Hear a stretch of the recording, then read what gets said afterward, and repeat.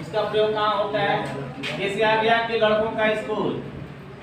अब देखिए तो इसमें ऐसे लगेगा, वाई में यस लगाएंगे, यस के ऊपर जो है आप ये जो है अपोस्ट्रोफी लगाएंगे, तो ये हो जाएगा स्कूल। अब हो जाएगा हिंदी लड़कों का स्कूल, लड़कों का विद्यालय। अब का केंद्र में ये बता रहा है, ध्यान देना है। अगर शब्द जो है प्लूरल है, बहुवचन, तो अपोस्ट्रोफी जो है यस के बाद लगेगी, वो भी ऊपर, यस के कपार पर, यस के हेड पर। देखिए ऐसे कोई दिक्कत नहीं। जैसे लड़कियों की कक्षाएं या लड़कियों का घर, इसे मान लीजिए हो जाएगा गर्ल्स। ऐसे होम, ऐसे हो गया लड़कियों का घर हो गया। तो हमेशा बहुवचन में जो है यस के बाद ही लगाते हैं। अगर एक वचन रहता है तब तो एक वचन नहीं रहता तो यहाँ लगा देते, यहाँ लगा देते। लेकिन बहुवचन अगर है, बॉयज है, गर्ल्स है, तो पूरा यस लगाने के बाद अपोस्ट्रोफी लगाया जाता है। क्लियर हो गया होगा? ये रहा अपोस्ट्रोफी। तो अपोस्ट्रोफी हमेशा शब्द के ऊपर लगाया जाता है, किसी शब्द के ऊपर। याद रखिए, अपोस्ट्रोफी हमेशा शब्द के ऊपर लगता है और कॉमा हमेशा शब्द के नीचे लगता है। जैसे पहले अपोस्ट्रोफी के बारे में थोड़ा दिखा देते हैं। और ये 60 शब्दों को छोटा बनाने के लिए की जाती है। It is used for contraction, it is used for shorten the words, शब्दों को छोटा बनाने के लिए। जैसे मैं लिख रहा हूँ, देखिए, जैसे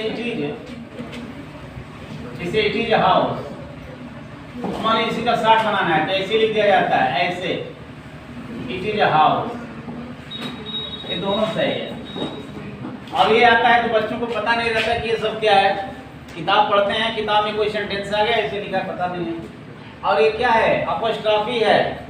इसका मतलब का के की होता है। देखिए ये शब्दों को मैं छोटा, इट इज को इसने शॉर्ट में इट इज को पूरा लिख दिया, इट इज। इसमें आई को साइलेंट कर दिया, आई छिप गया है। जैसे एक और देखिए, जैसे आई एम और टीचर, तो अपोस्ट्रोफी का दूसरा यूज होता है शब्दों को छोटा बनाने के लिए। अब देखिए आई एम का क्या होगा? आई के बाद ऐसे अपोस्ट्रोफी लगाएंगे, एम को छिपा देंगे, ए को छिपा देंगे और एम यहाँ पर एम लिख देंगे ऐसे। और टीचर, ये हो गया। क्लियर? तो इसको पढ़ेंगे, कहीं भी आएगा तो पढ़ लेंगे ना। आई एम, इसी को छोटे शब्दों मतलब छोटे शब्दों में लिख दिए, इसको शॉर्ट कर दिए हैं। इसमें हमने ए को छिपा दिया है, यहाँ भी जो है आई को छिपा दिया है, मतलब शब्दों को हमने शॉर्ट कर दिया है। तो शॉर्ट करने में प्रयोग किया जाता है। एक और चीज़ है, कभी भी अपोस्ट्रोफी का प्रयोग जो है कुछ ऐसे प्लूरल होते हैं उनके साथ नहीं करना चाहिए। जैसे मान लीजिए चिल्ड्रेन, अब इसमें लगाना तो गड़बड़ हो जाएगा, ठीक है ना? पता चला कि अब इसमें आप यूज कर रहे हैं तो दिक्कत हो जाएगा। आ समझ में? तो इस तरह से जो है इसको आप बना लेंगे। एक और चीज आपको दिखा रहे हैं, कामा का प्रयोग कहाँ होता है। अब जैसे कामा में आ गया, कामा का प्रयोग हमेशा वर्ड के नीचे होता है, जैसे बॉय। अब इसका अर्थ क्या होगा? ओ लड़का यहाँ आओ, लड़का माने ओ लड़का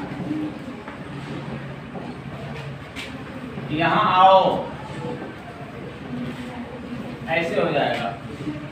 ओ लड़का यहाँ आओ, यहाँ कामा लगा है, अपोस्ट्रोफी नहीं है, ये ध्यान देना है हमेशा। तो ये कामा का, तो ये रहा कामा। तो कामा और अपोस्ट्रोफी दोनों एक ही तरह से होते हैं, लेकिन अंतर है, दोनों के चिन्ह एक ही तरह के छोटे से होते हैं, लेकिन ये जो शब्द के ऊपर होता है अपोस्ट्रोफी होता है, शब्द के नीचे जो है कामा होता है। बस ये ध्यान देना है, ऊपर रहेगा तो हमेशा का के दिखाएगा, संबंध दिखाएगा। अब देखिए इसका प्रयोग होता कहाँ है।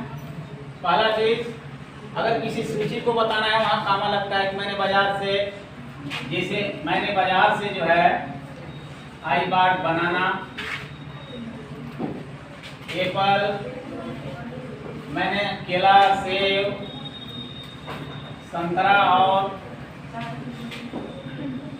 जैसे जो है ग्रेप्स, अंगूर खरीदे। अब इसमें देखिए कामा लगा है यहाँ 1 2 3, यहाँ नहीं लगेगा, एंड है ना तो नहीं लगेगा। ये देखिए दो जगह कामा लगा, एक कामा लगा है। इस सूची दिखाने में it is used for showing the list of words, शब्दों की सूची दिखाने में इसका प्रयोग किया जाता है। दूसरा चीज, कामा का प्रयोग कहाँ कहाँ होता है? ये भी पंक्चुएशन मार्क है। इसका प्रयोग जो है फ्रेज में होता है, जैसे वाक्यांशों में, जैसे आवाज सुनकर बच्चा जाग गया, आ गया कि आवाज सुनकर बच्चा जाग गया, इसका क्या होगा इंग्लिश? अब आवाज सुनकर फ्रीज हो जाएगा, हियरिंग हियरिंग द नॉइज। अब देखिए कामा लगा, फ्रेज में भी कामा लगता है, hearing the noise the child, child होकर हो गया। इस एक समय की बात है, वंस अपॉन ए टाइम, एक राजा था, देयर वाज ए किंग, यहाँ भी कामा लगा।